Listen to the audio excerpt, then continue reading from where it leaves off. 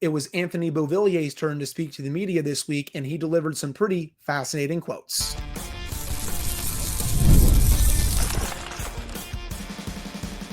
You're Locked On Penguins, your daily podcast on the Pittsburgh Penguins, part of the Locked On Podcast Network, your team every day. Hello, welcome back to another episode of the Locked On Penguins podcast. I'm one of your hosts, Hunter Hodes. You can follow me on Twitter at Hunter Hodes, joined by my co-host, Patrick Damp. You can follow him on Twitter at Synonym for Wet, and you can follow the show's Twitter at LO_Penguins. Of course, thank you all so much for making this your first listen/watch of the day. We are free and available on all platforms. And finally, today's episode is brought to you by FanDuel. Make every moment more. As the playoffs wind down, the sports stop sporting like we want them to. But this summer, FanDuel is hooking up all customers with a boost or a bonus daily. That's right. There is something for everyone every day all summer long. Visit FanDuel.com to get started. So, Pat, we've had Kevin Hayes speak to the media. We've had Matt Grzelcyk speak to the media. And now Anthony Beauvillier also spoke to the media this week, and he delivered some quotes that were pretty cool to read. So I actually did not know that he low-key grew up a Pittsburgh Penguins fan, not because of Sidney Crosby, not because of Evgeny Malkin, and not because of Chris Letang, but because of Marc-Andre Fleury. He considers Fleury a big inspiration, a big role model for him. He was a big fan of him growing up, and his first NHL game as a fan was the 2010 Penguins-Canadian series that I still want to block out of my memory just because I know the Penguins have had so much success during this era of hockey, but man, I wish they still won that series. I feel bad that Beauvillier got to see Fleury in that series just because Fleury did not play well overall in that series. He was rotten in that Game 7. And for those that remember that Game 7 against the Canadiens, that was the final game in Mellon Arena history. The wonderful arena went out with a little bit of a whimper. But just getting to Beauvillier's quotes here, he said, "I just remember cheering the Penguins on. Obviously, I wanted Fleury to do well. He was an idol for me and role model for me growing up, so I was always following the Penguins pretty closely." And he's also fairly close with Chris Letang. He hangs out with him each and every summer. They do some skating together. So that was also pretty cool to read. But getting into some of the more quotes, Pat, it seems like just like Matt Grzelcyk and just like Kevin Hayes, this is a very motivated player, and he wants to put last season behind him and try to get back to being the player that he was a couple of seasons ago, where he was a 15 to 18 goal scorer in the NHL. Right. And I never thought I would see the day where the Sidney Crosby, Evgeny Malkin, Chris Letang, Pittsburgh Penguins were kind of like the island of misfit toys, because you think about those three and everything that they've done, how great of a hockey trio and how great of hockey players they are. You figured this would be, and it was for the longest time, let's not get that twisted, a premier destination for talent in the NHL. We talked about it yesterday. There has been an incredible amount of talent that is coming in and out of Pittsburgh over the last 20 years. But we're getting to the point now where you have to go bargain hunting just for a multitude of reasons. And I'm right there with you in reading his quotes and listening to the way he spoke. This is a guy who's motivated. This is a guy who has disappointed the last couple of years compared to the rest of his career. So he's looking to put that in the rearview mirror and prove that he can still play in the NHL. What worries me about this, and we're going to talk about more of this in the second segment with the start of the NHL season for this team, motivation's great. Motivation's awesome. And you want a hungry team. You want a team that, wants to stuff it down your throat, that you think that they're, dead and buried. But how far does it go? Because I like a lot of the signings from this offseason and the acquisitions for this offseason. In a vacuum, I like them. You look at them individually, okay, I can see the work. I can see how this would work. I can see how this can work out. But then you look at it as a whole picture and you're like, I don't know. This is a fringe playoff team. So we'll see. But overall, I think it's really cool when you get stories like this with Beauvillier, who's like, hey, I grew up a fan of this team because a guy from my hometown was their franchise goalie, and now I get to put that jersey on. So really cool story. And, I'm excited to see if he bounces back. Stuff like that, I feel like, is how a player becomes a fan favorite pretty quickly, especially if that player is able to start producing. And yeah, we'll get to the early portion of the schedule a little bit later on in the episode and how it's pretty important for the Penguins this year, I think, compared to other seasons overall. But yeah, it was just nice seeing him also take, some accountability for how last season went. He even said this was not an easy season for me last year, especially mentally. He even said it was tough just getting used to all the different systems, getting used to the different dressing rooms and the different guys and getting to know the cities and all that. So now he comes to the Penguins, a fresh start. He gets to learn the system and hopefully the only system that he will have to learn this season if the Penguins are in the playoff race towards the trade deadline. If not, obviously they could move him considering his contract gets only for 1 year at a little over $1 million. But a player like this, very much looking for a fresh start. And we all know he's probably going to be getting third or fourth line minutes. If I had to guess right now, they may start him on the third line just because I feel like with no other winger being added, at least right now, Drew O'Connor is going to get the first dibs up with Sidney Crosby and Brian Russ. So that I think would mean Beauvillier playing with Kevin Hayes and maybe someone like a Valtteri Puustinen. On the surface, I get it just because Beauvillier, I think when he's on top of his game, is a good finisher, same with Puustinen, but can you rely on Beauvillier to get even close to the level of play that he had a couple of years ago? That's where I'm still a little bit skeptical just because of how last season went overall and how it just looks like he's going through a downward trajectory for his career. But of course, Pat, that can all change, with the snap of a finger if he gets back to the level that he's played at before. For sure. And I do think similar to someone like Jesse Puljujärvi, you look at Anthony Beauvillier and you think, okay, part of the problem for Puljujärvi last year was had the double hip surgery, came in late, spent some time in the AHL, was in and out of the lineup, didn't have a training camp, didn't have full familiarity with the organization.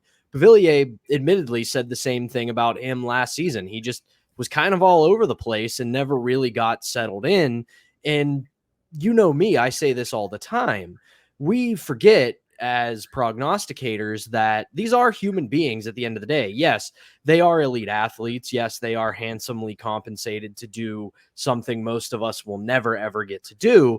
But at the end of the day, they still are human beings. And if you're moving in and out of different situations, you're not really finding a level of comfortability, it's going to affect your on-ice performance. So if you have him for a full season, a full training camp, maybe he fits in. Now, that's kind of the biggest problem with a lot of the Penguins so far this year is that it's a lot of big ifs. It's a lot of if this, then this, rather than, hey, we know this guy's good. We know this guy's going to fit. We know he's going to be effective.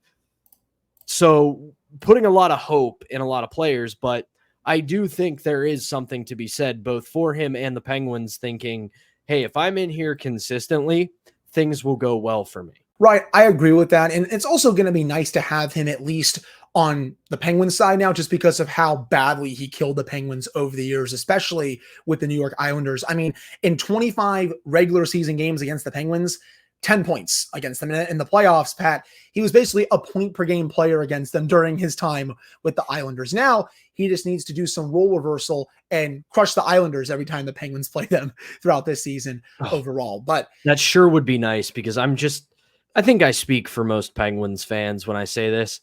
I'm just so friggin' tired of the Islanders. Just go away. Go away. I don't need to watch that boring style that they've played for the last several years. It's not as boring as it used to be. At least Patrick Waugh has them playing at least a little bit better hockey, at least more fun to watch hockey, I should say. But still, overall, they just have not been fun to watch. And I know it was always Beauvillier, especially Jordan Eberle, that would kill the Penguins. Kyle Palmieri, also a Penguin killer. And of course, I can't forget Brock Nelson and Anders Lee. They just love to kill the Penguins. But okay, we don't need to turn this into a whole discussion about the New York Islanders. I think that will do it for this opening segment of today's episode. Coming up in the second segment, Pat and I are going to discuss just how important a fast start is for the Penguins, especially when you look at the first month of the season for their schedule overall for the season. But before we get to that, we have to tell you all about our first sponsor, and that is eBay Motors. Passion, drive, and patience, the formula for winning championships, is also what keeps your ride or die alive.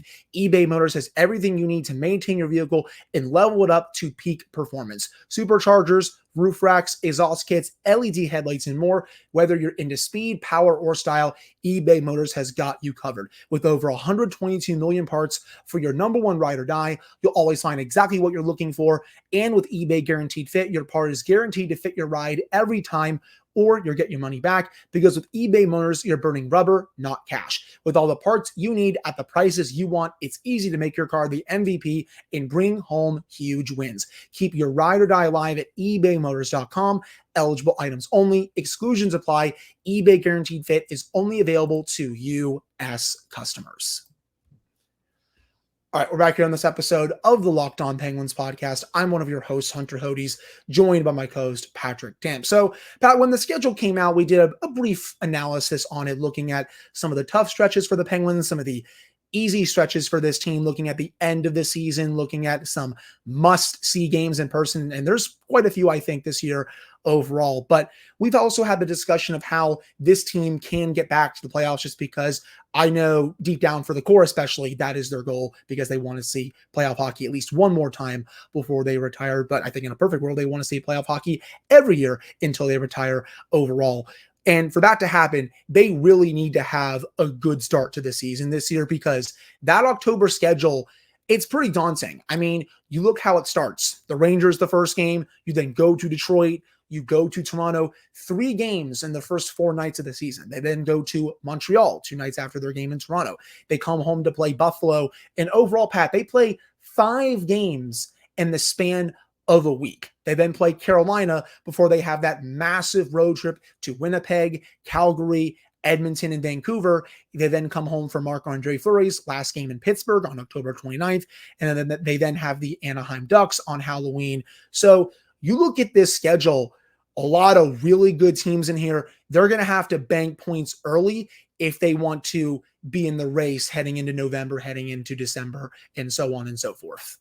They really do. I know people, it's breaking news here that they have to bank points early, but it especially matters this year just because the schedule to start off is a lot tougher, I feel like, this year compared to recent seasons. Yeah, what hard-hitting analysis by us, right? Got to start strong. Who'd have thought? But, you know, it's very reminiscent of how the season ended down the stretch, where they just got no rest and they played a bunch of both playoff and contending teams. I mean, the names you rattled off there to start the season: Rangers, bona fide contender; Detroit Red Wings, they're right back in the playoff mix. Say what you want about the Toronto Maple Leafs. On paper, that's a Stanley Cup contender. Montreal, okay, they're not that good, but they're on the rise. Same thing with Buffalo, not that good, but they're on the rise. Carolina, one of the better teams in the East. Winnipeg, one of the better teams in the West. Okay, Calgary, they're kind of a mess. But then you've got the Stanley Cup finalists in the Edmonton Oilers, and they have one of the best rosters in the NHL. And then, oh, what do you know? You hop, skip, and jump the very next night to Vancouver, a team that is also very good. And then you know that the game against Minnesota is going to be an emotional one, because that's going to be Marc-Andre Fleury's final game in Pittsburgh. And Anaheim, not very good, but still, you look at that, you get maybe 3-4 games out of 13 in the first month that are, I don't want to say guaranteed wins, because we don't really know what this team is yet with the Penguins. We don't know if they're a playoff contender. We don't know if they're a bottom feeder. We don't know who they are yet. But this is going to be a very, very tough start to the 24-25 season. And you look at that, those first 2 weeks, and you think, okay, they might start the season 0-2. Because the Rangers are very good. I know they play them very well, but that's a coin flip of a game. Detroit, for some reason, they get the yips when they go to Detroit. They don't play well in Detroit. Since they moved from Joe Louis to Little Caesars, Penguins lost their mojo. Same thing in Toronto. Last 2 years, the Penguins have gone into Toronto and gotten smacked around. And just go look at the results. The Maple Leafs have beat the crap out of them. Montreal, that's another coin flip. They're good up there, but they've also choked away some very winnable games. Buffalo, they're pretty good in Buffalo. I'll give them that. But the Sabres are coming here. The Sabres aren't very good. Carolina, they always give Carolina a game. But then you break that down, there's a very real world where they're 2-4 after the first 2 weeks of the season. If that's the case, going into Western Canada, this team's behind the 8 ball going into the rest of the season. Right. They just can't afford to have a bad start in those first few games before going to Western Canada. And heck, even for the Sabres, yeah, they usually play them well, Pat, but last year they lost the season series to Buffalo. And honestly, they should have won the season series because I felt like they outplayed the Sabres in all three of those games, but Penguins And in those one were of them. goaltending games too, if you remember. That Yes. was Tristan, like, because I remember we were on this show after those Buffalo games and we're just screaming almost about Tristan Jarry, please make a damn save. And it was also the stretch of, holy crap, if the power play would have scored one goal, they win this game. So that was a multitude of issues that you hope going into this season get resolved. Yeah, I mean, one of the games they were up, I believe it was 3-1 in the third period in Buffalo with less than 14 minutes to go. They blow that game and lose in regulation. Then the other game in Pittsburgh, I think the Penguins had a couple of goals disallowed overall. And then even that game against the Ducks, the Ducks played them pretty tough in both games last year. And the Penguins obviously lost the one in Pittsburgh because the power play couldn't score a damn 5-on-3 goal with 2 minutes to go in regulation. And they didn't even get a point out of that game. So there's really not going to be any true, I feel like, easy game for the Penguins in the month of October. They're going to have to bring it every single night. Well, and here's the biggest thing that stands out to me in looking at this October schedule, right? If you can, at the very least, go into Western Canada 3-3, or 3-2-1, or 4-2-1, or just basically go into Western Canada at or above 500, I think you're okay, because you know how daunting this trip is going to be. Winnipeg is still very good. I know that they've gone through some changes, but when you have Connor Hellebuck, you have a chance. He's one of the best goalies in the world for a reason. You got to be able to get a win out of Calgary. That's just not a very good hockey team. And then if you can split Edmonton, Vancouver, you're in a good place. So basically, you got to survive the first 6 games in one way or another. You got to come out 500 or just above. And that's very doable. I know I kind of poo-pooed on it and joked that they were going to get, crushed, but like, you can see a world where they beat the Rangers, or at the very least they lose to the Rangers, they beat the Red Wings. You can see them going into Toronto and stealing a point, because that team is at a very weird, fragile crossroads right now, and you got to take advantage of that. Montreal, Sid likes to put on a show. And then Buffalo and Carolina, do what you got to do. But if you go 500 or just a little bit above into Western Canada, I think you're okay. Heck, I would even say that for the whole month of October as well. If you're around that 500 mark, especially a little above 500, you're top 5 in the division. You're not one of the bottom 3 teams per se.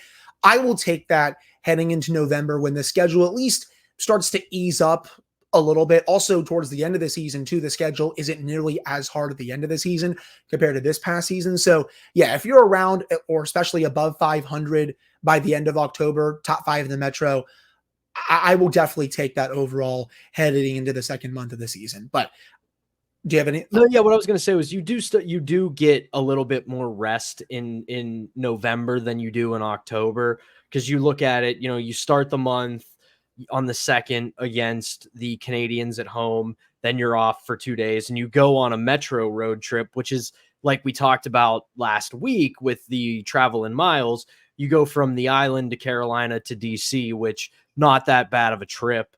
And then you stay at home for Dallas and then Detroit, and then you just jet right over to Columbus, which again, not a far trip whatsoever. Then you're right back home to play one of the worst teams in the league in San Jose. Then you get a couple days off. Tampa and Jake Gensel come to town, 2 days off, and then it's a back-to-back. But at home, you've got Winnipeg and then the Utah Hockey Club, which those could be 2 very winnable games. So if you can, like we said, get out of October at or around 500, you're in this thing. And we know with this Penguins roster where they are and where we want them to go. The most we can ask of them right now is just be in this thing. Right. I agree with you, but I think that'll do it for the second segment of today's episode. Coming up to end the show, Pat and I are going to look at who the Penguins MVP was for this season, not named Sidney Crosby, Evgeny Malkin, or Chris Letang. But before we get to that, we have to tell you all about our next sponsor, and that is FanDuel. I love sports. I love them so much that I never want them to stop. But as the playoffs wind down, we get fewer games and the sports aren't sporting like I want them to. But FanDuel lets me keep the sports going whenever I want. All I have to do is open the app and dream up bets anytime I'm in the mood. And this summer, FanDuel's hooking up all customers with a boost or a bonus daily. That's right, there is something for everyone every day all summer long. So head on over to FanDuel.com and start making the most out of your summer. That's FanDuel, the official sports betting partner of Major League Baseball. All right, we're back here in this episode of the Locked On Penguins podcast. I'm one of your hosts, Hunter Hodes, joined by my co-host, Patrick Dam. So, Pat, we can't name Crosby, Malkin, or Letang the MVPs for at least this segment of today's show. But if you're asking who the Penguins MVP was outside of those three players, I'm going to go with Brian Rust. With the way he played, 28 goals, 56 points in 62 games, he still had basically a point per game season, even though he missed 20 games overall. If he were fully healthy, I think he would have scored 35 plus, probably would have had 65 to 70, maybe 70 plus points overall. He was a rock throughout the season. I'm going to go with Brian Rust. You can definitely make an argument for Erik Karlsson, but I'm going to go with Brian Rust overall as the Penguins MVP outside of the core three. No, that's a great pick. I know that a lot of people look at Chris Letang as kind of the engine, or the straw that stirs the drink, whatever metaphor you'd like to use when it comes to the Penguins. But you can really say the same for Brian Rust. He is just lunch pail, no nonsense kind of guy that does all the little things that I think go unappreciated, as well as scores a lot of goals. And I call him the Swiss Army knife all the time. You can put him just about anywhere in the lineup and play him in just about any situation, and he gets it done. So that's a really good pick. I was going to joke and say Colin White was my MVP with a stunning stat line of 11 games played, no goals, no assists, 0 points, -2. But I'm going to kind of go off board, and I'm going to go with Michael Bunting. And just because I know as a Penguin, didn't have the best numbers, counting stats, right? He doesn't jump off the page at you, but he brought this team back to life. This team was dead in the water, even before the Jake Gensel trade. Yeah, we talked about it, how during the game where he got traded against the Capitals, that team played like they were in a funeral home and just had no life whatsoever. But even prior to that, this team they had no jump. They had no edge. They just didn't have it. They looked like a team that was going through the motions. They were damn near looking like a team that said, you know what? We're not making the playoffs. Let's just get this the hell over with and call it a season, and we'll try it again next year. Then Michael Bunting comes in, and all of a sudden, this team's got some energy. This team's got some swagger, and this team's got some bite. And they were missing that all season long. And while I don't think he's, the best player to come in the last few years, and don't want to totally compare the two because I know they are different, but it's a lot like Patrick Hornquist. Yeah, James Neal, great goal scorer. He was the ride or die for Evgeny Malkin, had his off-ice issues, had his disciplinary issues. But once Patrick Hornquist came in, this team's entire mantra, entire aura changed. And on a little bit of a lesser level, I feel the same with Michael Bunting. There's that word aura that I know has just been being passed around by all the young kids these days. I feel like I see that word every freaking day on social media, and I'm just like, okay, I guess that's another word that all the 14 and 15-year-olds are using at this point. But I would have given it to Bunting, but I just felt like the sample size was still a bit small for me, that I just couldn't give him the MVP just with how Rust played the entire season. I was thinking about Karlsson as well, especially with how he ended the season, but I think Rust was just a little more consistent compared to Karlsson. I know some people could probably argue, for example, Nedeljkovic, especially with how he took over from Tristan Jarry a bit late in the season, but I'm still going Rust with how he did. But I can definitely see myself giving it to Bunting next year if he's able to take what he did to end the season with the Penguins and do that for a full 82-game season. I think he would easily get it in my book if he does that. For sure. And I mean, another player that obviously we're doing this non-big three. I'm going non-big four. I'm not going to count Karlsson just because, too polarizing of a player. And honestly, he did pretty much what we on this show expected him to do. So that doesn't really garner you MVP votes when you do your job. But another player I think is worth discussing, maybe not, I don't think he was spectacular, but he played his role. He played it very well. And I think he brought a very valuable skill set to the team. And that's Lars Eller. Yeah. He for what he was asked to do and for what we talked about with him, he'd be better as a fourth line center. And while that does remain true, if your aspirations are the Stanley Cup, he was a solid third line center for this team. And again, you look at his body of work throughout the season and you go, you know what? He may not have had very many spectacular nights, but his overall body of work, just a workman-like attitude. You knew what you were getting every single night. It was just a model of consistency. And on a team that was wildly inconsistent, sometimes you, as our friend Josh Yohe likes to say, someone who just plays very adult-like hockey. I like that one as well. I could also see the same for maybe someone like Drew O'Connor with the way he broke out last season. I think there's more to come with him as well. I think DOC, you give him less of an MVP award and more of a most improved award. I like that. Because, yeah, we have high expectations for him because he's played well, but at the same time, I didn't expect this from him. And if he can take the next step next year, maybe come November, December, we're not talking about getting a top winger for Sid. We're talking about finding some better depth to help this team take the next step. That's a very real possibility, especially if he's able to score, 20 plus goals for the Penguins next season. But I think that will do it for today's episode of the Locked On Penguins podcast. Thank you all so much for taking the time to listen to / watch this one. We'll have more of a set schedule for you all next week, episodes on Monday, Wednesday, and Friday. And who knows, we might be getting some news next week because Sidney Crosby's birthday is on Wednesday. Will we get the contract extension news that day? Well, we'll just have to see because, again, he turns 37 that day. It seems fitting for them to announce a contract extension for his birthday. So we'll have 3 new episodes for you all next week. But again, thank you all so much for tuning in. We really appreciate it. We'll be back on Monday.